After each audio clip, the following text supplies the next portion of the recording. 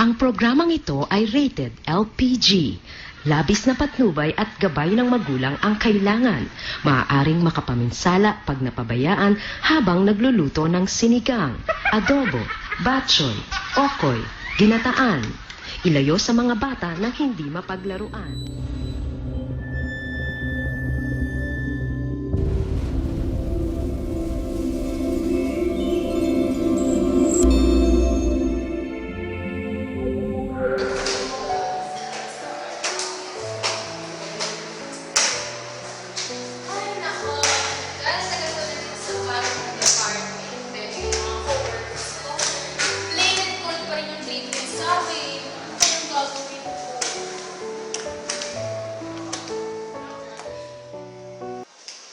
Tandaan.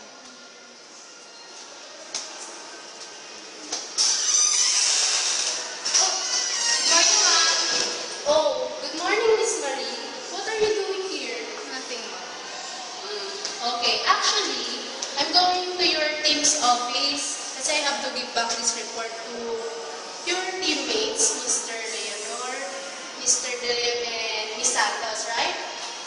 It was not approved by the board of directors kasi something lacks their report and there is a need for small revisions lang naman. But I have to go. Please give it back to them and sabihin mo na yung reasons kung bakit binigay ko. Yes, that's right. Okay. Thank you.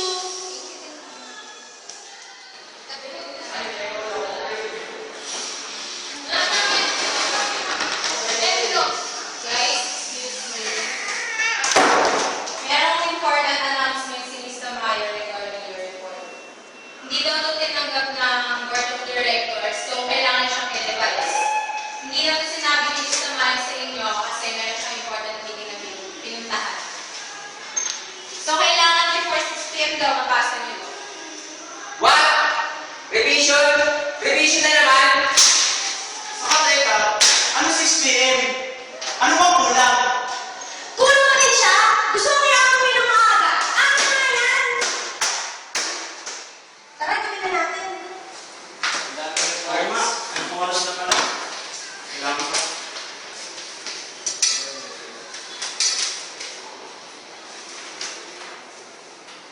Ay, naku. Mukhang nilok sila. Pwede.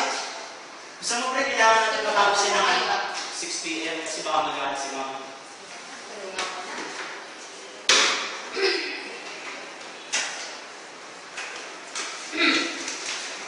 Excuse me guys. Pwede ba akong tumulong? Patingin ng record niyo. Excuse me. Excuse me. Hello. Ito lang yung part na may kulang mo. And I know the revisions kasi na-discuss naman ito dati sa aming meeting na in-attended ko. Talaga? Alam mo yan? Tulungan ko kayo. Wala na tayo oras. Malapit na mag-6. Sige, maybe you can help.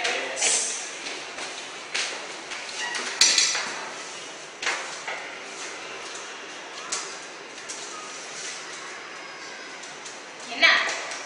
Oo nga, tama yung nilagay niya.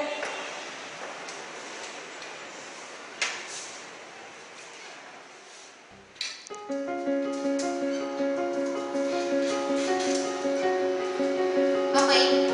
Tapos na. Oo nga, tama yung nilagay niya.